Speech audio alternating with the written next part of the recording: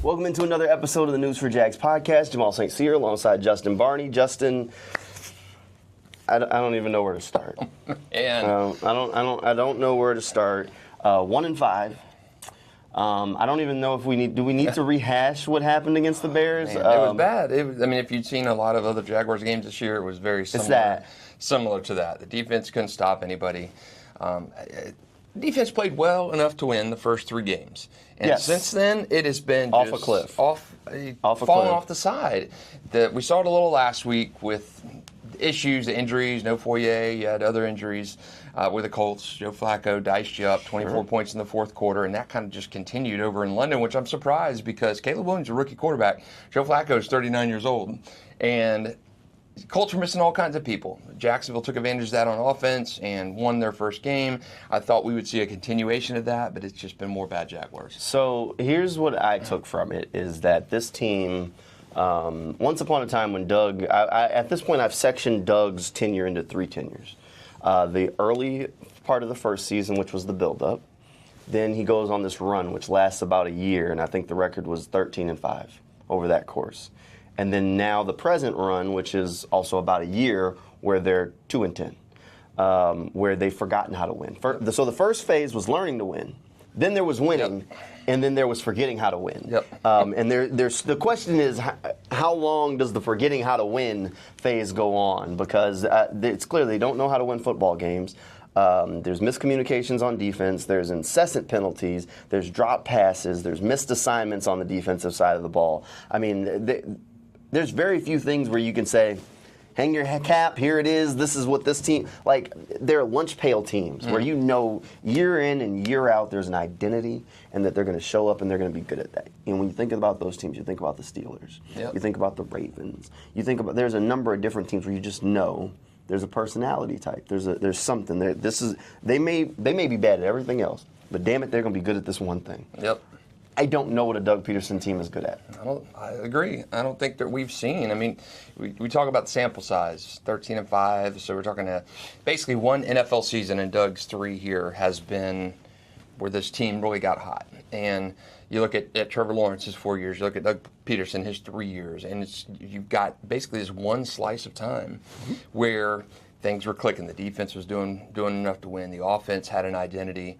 And since that, the bookend of that, they've just not played well. After the 8-3 start, I go back to Josh Allen, and Andre Sisco told another media outlet after the game that the team, he felt like they had quit. Sure. And Doug mentioned something about culture after the press conference. Last year in the locker room, they're cleaning things out after that loss to the Titans, and Josh Hines Allen was saying, I think we kind of lost the fundamentals.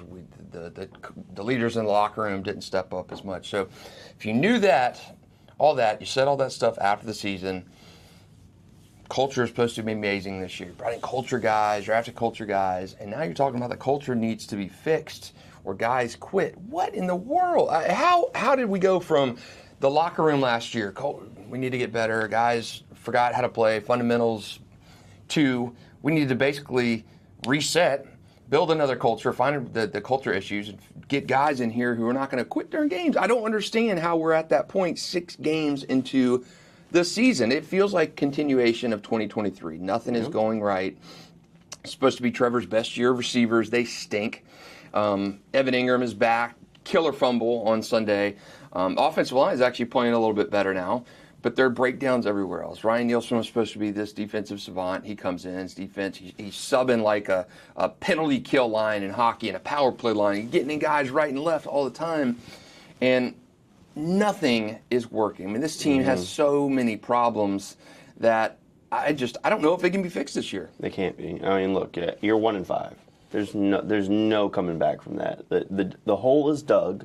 You've got a guy talking about players that are quitting, and you go back and you watch the film, and I mean, I can finger point at 1 or 2 guys, but it's a lot of different players. There's incessant miscommunications on defense. They fired the last coaching staff because of those miscommunications. What's better now with Ryan Nielsen? There's nothing. Oh, this new coaching staff, and I was a fan of Ryan Nielsen coming in. They're teachers. They're supposed to fix this.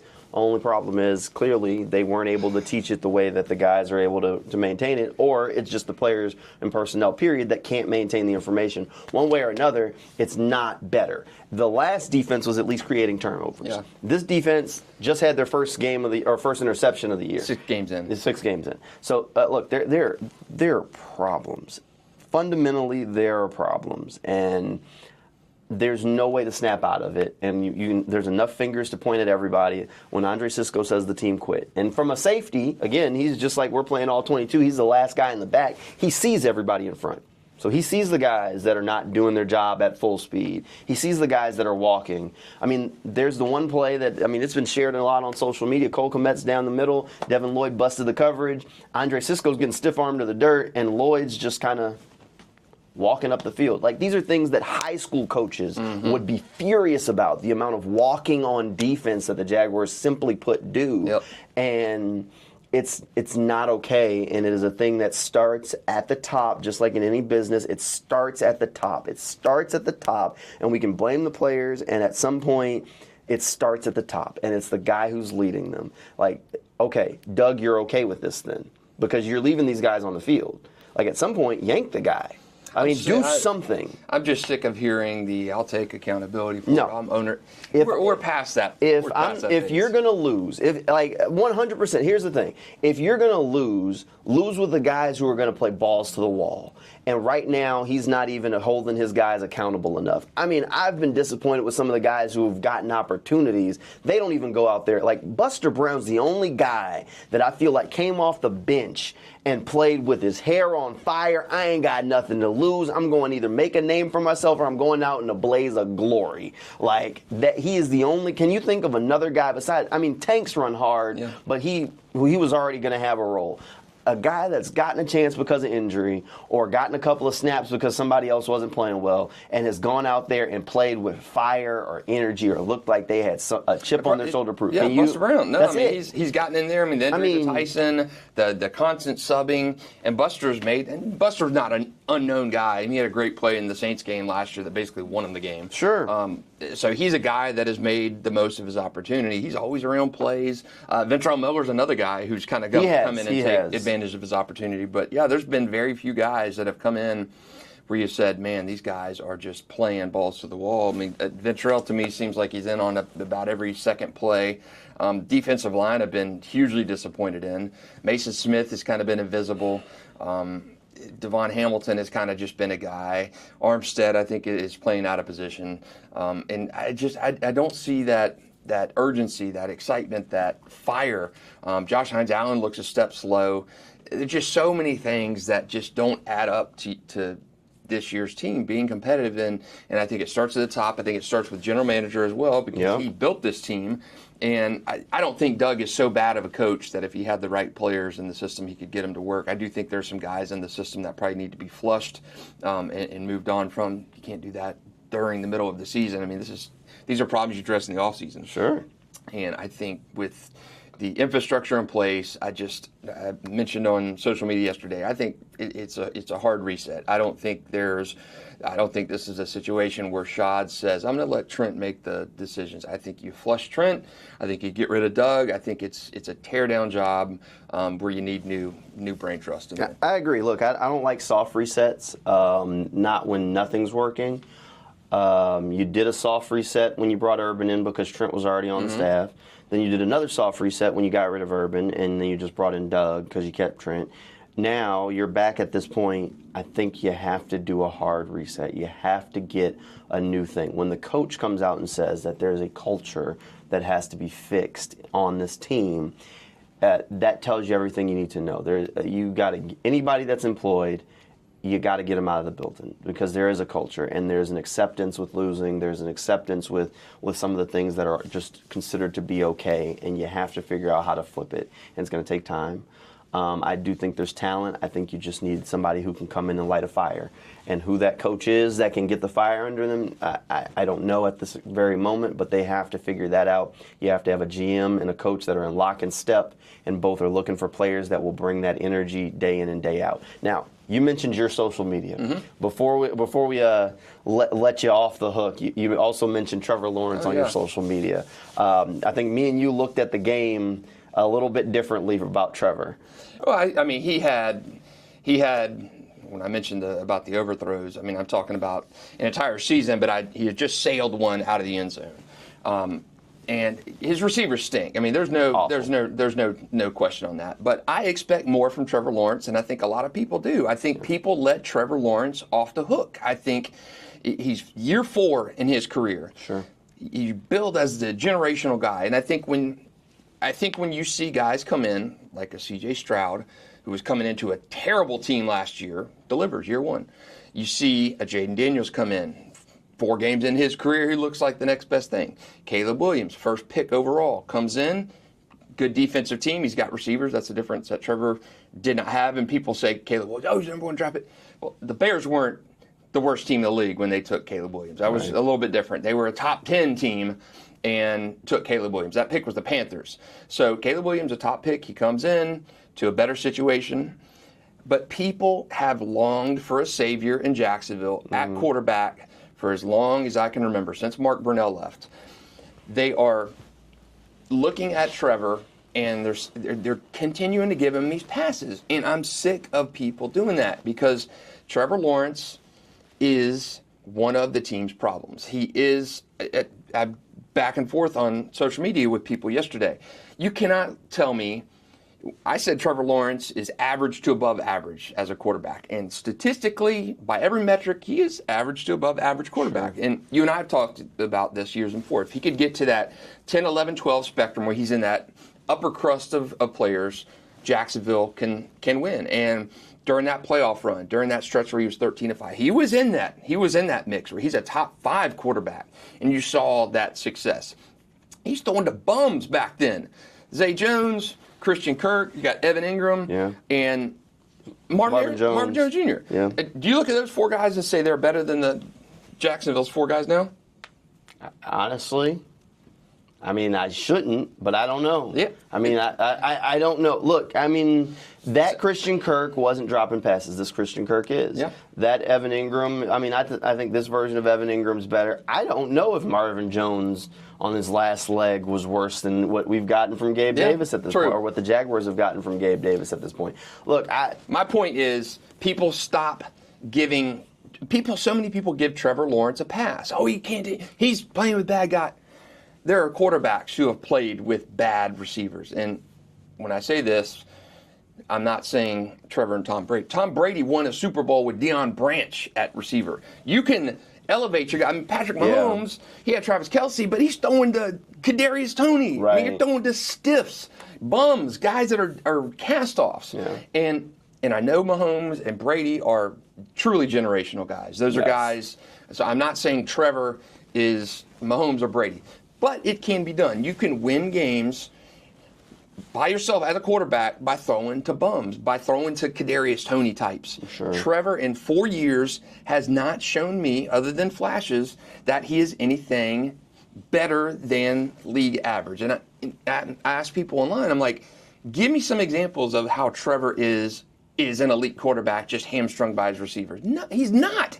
He is what we've seen Trevor in his 4 years right now is a good quarterback, a good NFL quarterback, average NFL quarterback. I don't think he's bottom tier. I mean, I don't think that. I think with a new coaching staff, he can unlock some of that. But I do think through his first 3.25 years in the league, he has been an average to above average quarterback. And I mentioned Kirk Cousins all the time. You do mention Kirk Cousins all the time. Kirk Cousins top 5 quarterback right now. And he's thrown to bums in his career. And if I've said time and again, if Trevor could get to that Kirk Cousins level where it's just stable, you know what you're going to get with Kirk Cousins. Yeah. Stable. And that's, not too high. Kirk Cousins is in this level, and I'm just using him as an example because he's not a flashy guy. He's just kind of a guy, but he performs.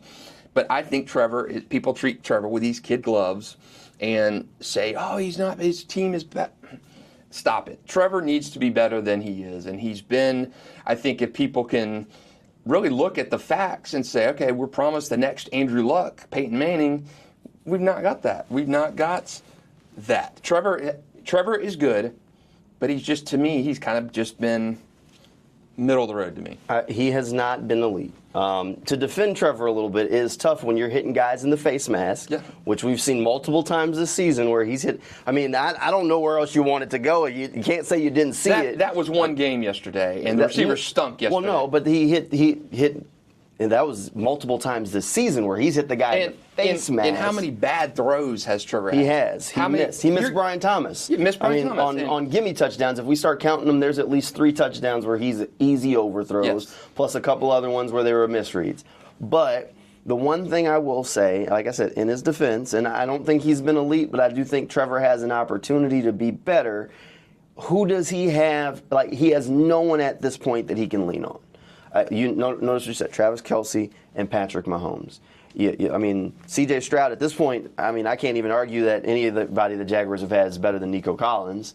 Shucks, even Calvin Ridley, the expectation was Calvin was one thing, but at this point, Calvin has shown you who he's been since the suspension, and that was in Jacksonville, and it's more in Tennessee. So you missed on that one. But C.J. Stroud comes into Houston. Yes. As the worst team in the league at that point, one of the 2 worst teams in the league.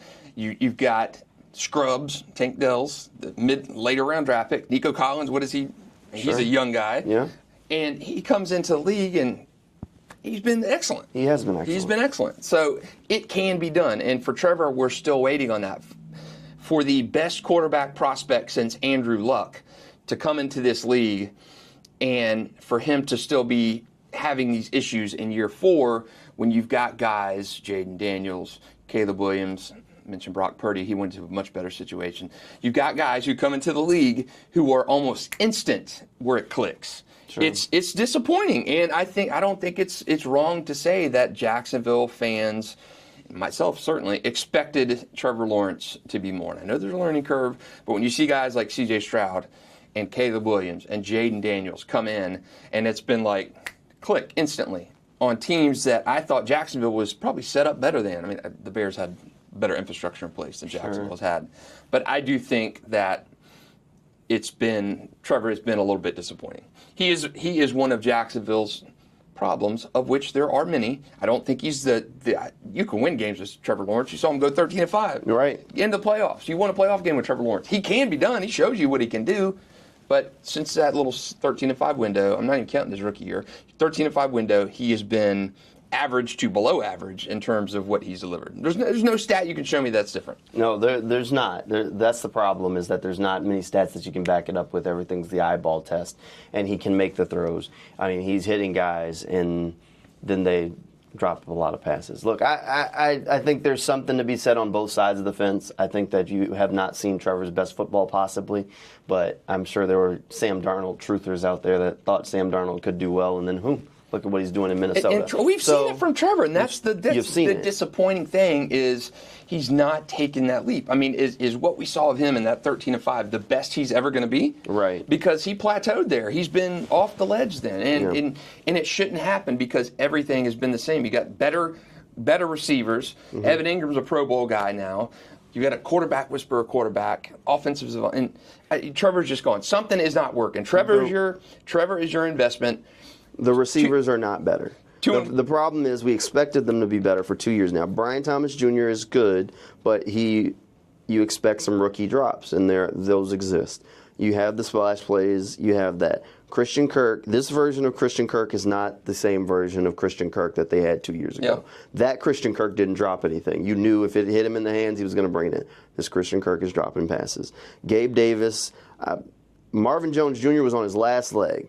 Gabe Davis is worse than that Marvin Jones Jr. I agree. Gabe Davis was a downgrade from Zay Jones. Gabe Davis was a downgrade from Calvin Ridley. Yes. Calvin Ridley was not what they expected Calvin Ridley to be. So a 1,000-yard receiver. I mean, he was still a 1,000-yard receiver, but how many drop passes did he have? And errors of concentration did he have? And at that time, they needed him to be the Calvin Ridley that they thought they were getting when they traded for him, which was an elite guy, and he's not that. So now they've set themselves up a little bit differently. They went and got BTJ, and then you got Gabe, but Gabe is not what they expected they were going to get. The problem is they haven't drafted well enough. Like, people keep saying, like, I'll say it, like, great, you want to bench Gabe, which is fantastic. Who do you bench him for? Parker Washington. Every time Parker's back there punt returning, and every time Parker punt returns, the coaching staff's holding their breath because the boy basically explodes. He's like one of them toys with arms fly off every time he gets hit, and you're wondering if the ball's going with him. So look, there's a lot of problems, not a whole lot of solutions, but we'll keep an eye on this thing as we kind of move through the season, and definitely keep kind of going back and forth with it. Hey, one quick thing. NFL owners meetings are this week. I'm heading up to Atlanta right after we wrap this thing up, as they're going to vote on the new stadium of the future here in Jacksonville. It's expected to pass, so we'll have some reports over on News4JAGs.com from up there where you can kind of keep up with that. And it's a big time. Yeah, big time. One positive thing. Yeah, it's Jamal's going to be up there, and a little bit of history. I mean, there was a huge vote back in '93 to give the Jaguars a team, and another one they were awarded the Super Bowl, and now is the chance for Jacksonville to have that new stadium signed off on. So Jamal will be part of history for being able to up there and report on that. So that is really cool. So that's a positive sign. And it's not all doom and gloom with the Jags. Trevor's here for the next 5 years. Make the best out of him. I just think it's another coaching staff. I think it's another regime that comes in and untaps Trevor Lawrence. Maximize the most out of him. And Trent Baalke, too. Get rid of Trent. Let somebody else come in here and build this roster, because as much as we rag on Doug, Trent is the architect of this team. Sure. Trent put this team together. He's signing guys in free agency. I think and Trent's been like the cockroach that survived the nuclear holocaust, and he just continues to hang on, and whatever. He's got Shad's ear, but I do think it needs to be a hard reset. Just keep in mind, Ben Johnson ran a hook and ladder to an offensive lineman against the Cowboys, and somehow it worked. So, maybe there's hope. You look at the play yesterday when Caleb threw that touchdown to Cole Kmet right down the center of the field. The play call design on that was perfect. Yeah. I mean, you fake to the left, you fake to the right, and then you spin and throw it straight down the center of the field. I mean, where you see these great play calls are in the league, and it's like, crank something up. I mean, why are you not capable of doing that? Maybe he doesn't have confidence for receivers like us. It's just so strange that they did that in that first year, and then since then we have not seen them scheming. So disappointing. So disappointing. Because Trevor's got it in him. Mm-hmm. This team is capable. We've seen it in that playoff run. Beat Lamar Jackson, beat the Cowboys, and to just be going backwards. Something is wrong, and I think it requires a flush. I'm probably right there with you. All right, we'll have more on our next episode of the News4JAGs podcast. We'll see you next time.